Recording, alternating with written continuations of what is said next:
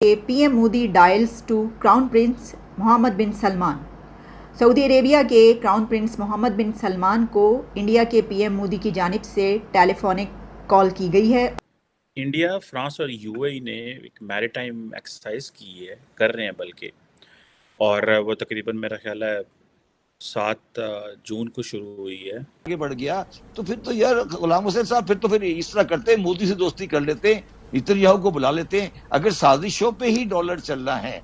देखिए मुझे तो अफसोस होता है, मतलब मुझे परेशानी भी होती है कि एक मुल्क का वजीर खजाना ये कह रहा है कि जी मेरा डॉलर रेट इसलिए सही नहीं है कि साजिश हो रही है। भाई कौन साजिश कर रहा है ये तो बताओ ना। हुकूमत रवा माली साल के मुआशी अहदाफ हासिल नहीं कर सकी। वजीर खजाना इसाक डार का इक्तिसादी सर्वे रिपोर्ट में एतराफ। किसकी साजिश है? अमेरिकन साजिश है, यहूदी साजिश है, हिंदू साजिश है, किसकी साजिश है? और खुद भी आ गया, खुद कह रहे हैं रिजर्व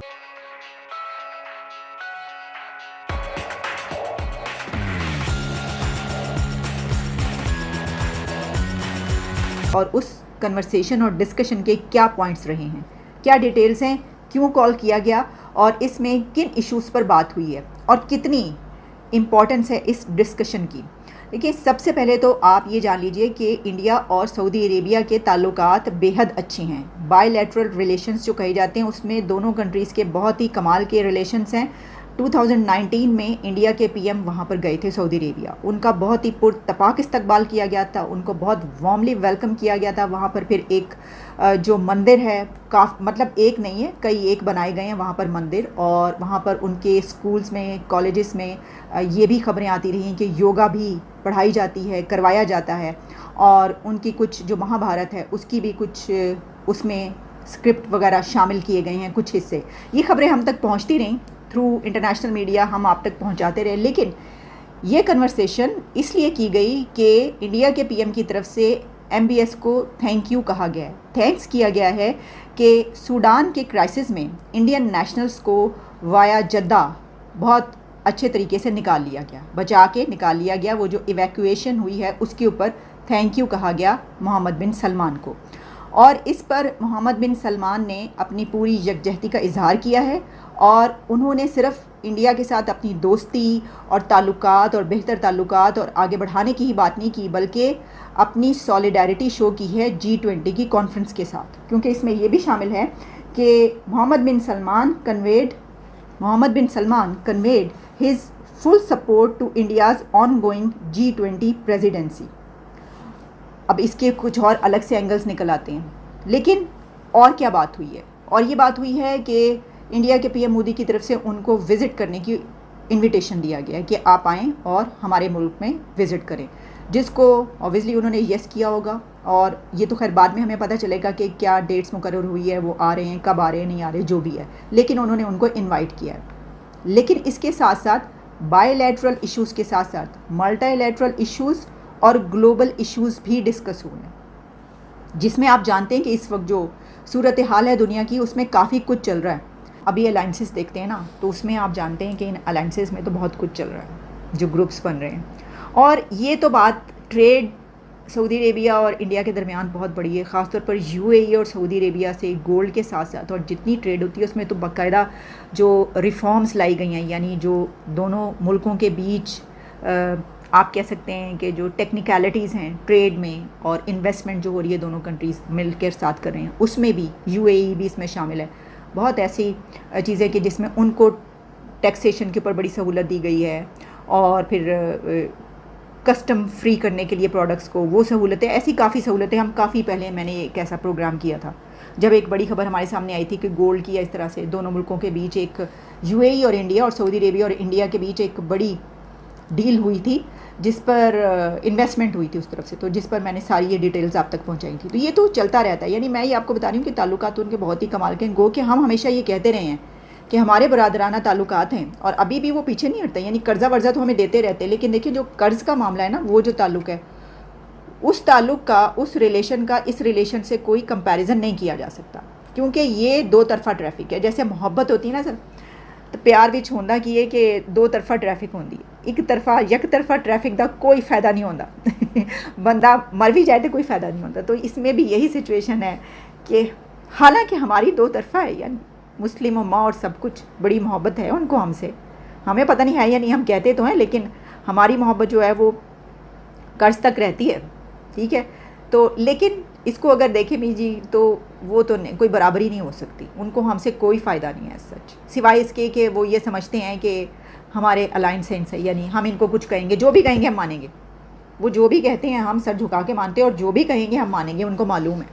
کہ ایم بی ایس ہمارے ملک میں بھی وزٹ تو کر کے جا چکے ہیں. وہ عمران خان کے دور میں ان کی بڑی دوستی تھی, لیکن پھر بڑے معاملات کھٹائی میں پڑ گئے, بہت خراب ہو گئے. بڑی کہا جانے لگا کہ انہوں نے جو اپنا جہاز دیا تھا ان کو لے جانے کے لیے, وہ خان صاحب نے ان کو جو کچھ کہہ دیا تھا وہ انہوں نے پتہ کروا لیا. اور 2 دن کی ایکسرسائز ہے, اور اس میں اگر آپ یہ دیکھیں کہ انڈیا مسلسل یو اے کے قریب جا رہا ہے, not just with France, but اگر آپ کو یاد ہو کہ انڈیا, امریکہ, اسرائیل اور یو اے اٹ سیلف جو ہے, یہ اٹ سیلف ایک الائنس آلریڈی بنا چکے ہیں. یہ 2 دن کی ایکسرسائز تھی جو کہ یو اے کی, انڈیا اور فرانس کی تھی. اور مزے کی بات ہے, انڈیا اور یو اے دونوں ایسے ممالک ہیں جن کو جو فرینچ ہیں وہ رافیل دے رہے ہیں, ٹھیک ہے. انڈیا نے لے لی ہیں, یو اے کے بھی آلموسٹ میرا خیال ہے ڈیلز ڈن ہے, کیونکہ وہ F-35 امریکنز دینا چاہ رہے تھے, لیکن اس میں وہ لیگیلٹی وہ بہت زیادہ تھی. تو وہ خیر, اب یہ پہلی ایک ایکسرسائز ہوئی ہے, ایک ٹرائی لیٹرل کوآپریشن ہے تینوں نیویز کے درمیان, جو کہ بیسیکلی کس کے اوپر فوکس کر رہے ہیں, traditional and non traditional security. وہ کہہ رہے ہیں جناب کہ صرف ہمیں یہ نہیں دیکھنا کہ اس خطے کے اندر ہمیں جو ٹریڈیشنل سیکیورٹی تھریٹس ہیں, جو کہ فار ایگزامپل انڈیا اس کو زیادہ کیئرفلی دیکھ رہا ہوگا, یا فرانس کی کیونکہ اوورسیز ٹیریٹریز ہیں انڈین اوشن میں اینڈ پیسیفک اوشن میں,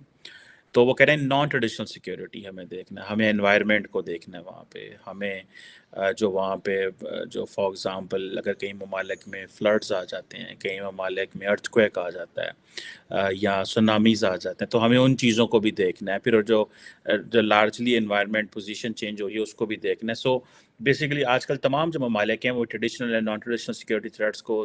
دونوں کو دیکھ رہے ہیں, اور primarily naan traditional security threats کو اس لیے بھی دیکھا جا رہا ہے کیونکہ جو سوسائٹیل کنسرنز ہیں وہ بڑی تیزی سے بڑھ رہے ہیں. یہ اس حوالے سے انڈیا, فرانس اور یو اے ان کی جو فرسٹ ایک ٹرائی لیٹرل منسٹر میٹنگ ہوئی تھی, وہ یو این جنرل اسمبلی میں ہوئی تھی, نیو یارک میں ہوئی تھی, اور یہ تقریباً آپ سمجھ لیں کہ پچھلے سال یعنی کہ یہ ہوئی تھی. اور اس میں آپ یہ دیکھیں کہ جو ڈسکشن ہے وہ کیا ہو رہی ہے, کس طرح کی ہو رہی ہے, اور یو اے سے کیا فائدہ لے رہا ہے, اٹھانا چاہ رہا ہے. یو اے کو پرابلم یہ ہے کہ ریسنٹلی اگر یمن میں جو جنگ ہوئی تھی, جس میں جو سعودیز اور اماراتی جو تھے انہوں نے یمن میں کافی بمبارڈمنٹ بھی کی اور سارا کچھ, وہ ایک لمبی ڈسکشن ہے, دیٹس فار another ٹاپک. تو یو اے نے یہ فیل کیا کہ جب بائیڈن ایڈمنسٹریشن آئی تو انہوں نے ان کو ملٹری سپورٹ روک دی, تو انہوں نے سوچا کہ ہم کیوں نہ اور ممالک کے پاس جائیں جن کے پاس اچھا state of the art military hard where ہے. سو انڈیا تو اسٹریٹجک اٹانومی کو دیکھ رہا ہے, ٹھیک ہے جی, اور اسٹریٹجک اٹانومی کو دیکھتے ہوئے انڈیا تو لگا ہوا ہے کہ بھائی ہاں ہم اپنی ان چیزوں کو کرتے رہیں گے, لیکن فرانس نے بھی نوٹ کیا کہ ہمیں ادر جو ملٹری پارٹنرز ڈھونڈنے چاہیے, جیسے اسرائیل ہے, اب I2U2 جیسے 4 ممالک نے یہ بنایا ہوا ہے, اور پھر اس کے بعد انہوں نے یہ سوچا کہ کیوں نہ ہم فرانس سے جو ملٹری ہارڈ ویئر لیں. اب وہ کہہ رہے ہیں کہ ہاں جی ہم اب یو اے کا ٹیکنیکلی تو انڈو پیسیفک میں کوئی کردار نہیں ہے, یو اے تو اپنی گلف دیکھے گا, ان چیزوں کو دیکھے گا, لیکن انڈو پیسیفک میں basically French wanted to have them to just create an impact, because U A اور انڈیا جو دونوں ممالک ہیں, first they have money, they can go and shop in Paris, any military hardware.